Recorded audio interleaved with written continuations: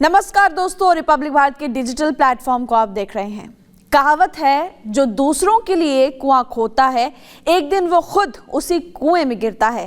पाकिस्तान ने भारत को दहलाने के लिए आतंकी साजिशें रची, जम्मू कश्मीर में अलगाववाद और आतंकवाद की चिंगारी भड़काई, लेकिन अब वही साजिशें उसी के लिए नासूर बनी हुई है। देखिए, वहां की राजधानी इस्लामाबाद में एक शिया मस्जिद में भीषण आत्मघाती हमला हुआ। फिदायीन आतंकी ने नमाज के दौरान खुद को मस्जिद के अंदर ही उड़ा दिया। धमाके के बाद मस्जिद में चारों तरफ चीख पुकार मच गई। मस्जिद में फर्श पर चारों तरफ लाशें बिखरी पड़ी हुई आपको दिखा भी रहे हैं हम। और धमाके वाली जगह पर रेस्क्यू ऑपरेशन इस वक्त शुरू किया गया है। ये तो हमने आपको ओवरऑल खबर बता दी कि आखिरकार हुआ क्या, कैसे हुआ, लेकिन इस वीडियो में हम आपको बताएंगे दूसरों के लिए गड्ढा खोदने वाले पाकिस्तान ने इस हमले के बाद भारत को लेकर, अफगानिस्तान को लेकर क्या कहा। पाकिस्तान ने बिना सबूत के इस हमले को भारत और अफगानिस्तान के साथ जोड़ने की कोशिश की थी। दोस्तों, पाकिस्तानी रक्षा मंत्री ख्वाजा आसिफ ने एक्स पर पोस्ट करते हुए कहा कि ये साबित हो गया है हमले में शामिल आतंकी अफगानिस्तान आता जाता रहता था। भारत और अफगानिस्तान के बीच मिली भगत का खुलासा हो रहा है।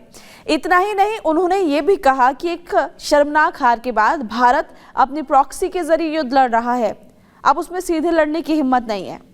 देखिए, पाकिस्तान के इन बेबुनियाद आरोपों पर विदेश मंत्रालय ने अब प्रतिक्रिया दी है और बयान में कहा कि इस्लामाबाद की एक मस्जिद में हुआ बम धमाका निंदनीय है और भारत इसमें हुई जानमाल की हानि पर शोक व्यक्त करता है। ये दुर्भाग्यपूर्ण है कि पाकिस्तान अपने सामाजिक ताने बाने को परेशान करने वाली समस्याओं को गंभीरता से हल करने के बजाय अपने ही देश की बुराइयों के लिए दूसरों को दोष देकर खुद को धोखा दे रहा है। भारत ऐसे किसी भी आरोप को खारिज करता है जो कि जितना आधारहीन है उतना ही व्यर्थ भी दिखाई पड़ता है। तो भारत ने साफ तौर पर कह दिया है कि इसमें ना भारत का कोई हाथ है। तो दोस्तों, पाकिस्तान की हमेशा से ही आदत रही है दूसरों पर झूठा इल्जाम लगाना, और एक बार फिर से पाकिस्तान ने कुछ वैसा ही किया। भारत के अलावा अफगानिस्तान ने भी पाकिस्तान के आरोपों को आधारहीन और झूठा बता दिया है।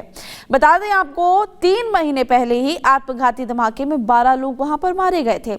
इससे पहले 11 नवंबर 2025 को इस्लामाबाद के G11 इलाके में जिला और सत्र न्यायालय के बाहर आत्मघाती धमाका हुआ था। इसी तरीके से उस वक्त 12 लोगों की मौत हुई थी और 30 से ज्यादा लोग तब भी घायल हुए थे। और एक बार फिर से इसी तरीके का हमला हुआ है।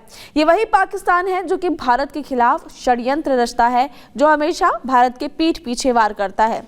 अगर ग्लोबल टेररिज्म इंडेक्स 2025 के आंकड़ों को देखें तो बुर्किना फासो के बाद, एक देश है बुर्किना फासो, उसके बाद सेकंड नंबर पर कौन आता है? यही पाकिस्तान आता है। जबकि 2024 में ये चौथे स्थान पर था। 2025 में टीटीपी के हमलों में 90% वृद्धि हुई है। बलूच लिबरेशन आर्मी के हमलों की बात करें तो 60% वो बढ़ गए हैं। इस्लामिक स्टेट खुरासान में अब पाकिस्तानी शहरों को भी निशाना बनाना शुरू कर दिया है। रिपोर्ट्स ऐसी आती हैं कि पाकिस्तान के खैबर पख्तूनख्वा और बलूचिस्तान सबसे ज्यादा आतंक प्रभावित इलाके हैं। देश भर की कुल आतंकी घटनाओं में से 90% इन 2 इलाकों में होता है। इस रिपोर्ट में तहरीक-ए-तालिबान पाकिस्तान को लगातार दूसरे साल पाकिस्तान का सबसे खतरनाक आतंकवादी संगठन भी बताया गया है। साल 2024 के आंकड़े आपके सामने रखते हैं। इस ग्रुप ने 482 हमले किए थे, जिसकी वजह से 558 लोगों की मौत हुई। तो 2023 की बात करें तो 91% उसके कंपैरिजन में ज्यादा हमले हुए। पाकिस्तान में जो आत्मघाती हमला हुआ है, उस हमले में अब तक 31 लोगों की मौत हो गई है, 169 लोग घायल हुए। और इससे पहले पाकिस्तानी मीडिया रिपोर्ट्स में 69 मौतों की जानकारी भी सामने आई थी। अस्पतालों को अलर्ट पर फिलहाल रखा गया है, घायलों का इलाज चल रहा है और मरने वालों का आंकड़ा अभी और ज्यादा बढ़ सकता है। तो देखिए, पाकिस्तान सिर्फ आतंकवाद से ही नहीं जूझ रहा, बल्कि पाकिस्तान में अलगाववाद की आग इस वक्त बहुत ज्यादा भड़की हुई है। बलूचिस्तान में बलूच लिबरेशन आर्मी के लड़ाके पिछले 7 दिनों में तबाही मचा रखे हैं। BLA ने पाक सेना के खिलाफ ऑपरेशन हैरोफ इस वक्त चलाया हुआ है और ऑपरेशन हैरोफ के दौरान करीब 300 पाक सैनिकों के मारे जाने का भी दावा है। बलूच लिबरेशन आर्मी के लड़ाकों के एक्शन से सामने आने के बाद अब पाक सैनिक अपनी चौकियां छोड़कर भी पिछले कुछ दिनों में भागते हुए दिखाई दिए थे। बलूचिस्तान के 5 शहरों पर ही बीएलए लड़ाकों ने कब्जा जमा रखा है और बीएलए की इस कार्रवाई से पाकिस्तान में दहशत का माहौल भी है। बलूचिस्तान में पाकिस्तान का हर जगह विरोध भी हो रहा है और बलूच की बात करें, बलूचिस्तान में जहां भी पाक सेना की गाड़ियां दिख रही है, लोग उन पर पत्थरबाजी कर रहे हैं, जिससे कि पाक फौजियों को मौके से भागना भी पड़ रहा है। पाक के फील्ड मार्शल मुनीर ने बीएलए के हमले में घायल पाकिस्तानी जवानों से अभी हाल फिलहाल में मुलाकात भी की थी। वो विजुअल्स भी हम आपको दिखा रहे हैं और मुनीर ने पाक सेना का हौसला उस वक्त बढ़ाने की कोशिश की थी। तो पाकिस्तान आतंकवाद अलगाववाद की आग में तो झुलस ही रहा है। कंगाली भी पाकिस्तान के लिए एक बड़ी मुसीबत बनी हुई है। गरीबी से जूझ रहे लोग पाकिस्तान में गटर के ढक्कन तक नहीं छोड़ रहे हैं। इस तरह के हालात वहां पर हो गए।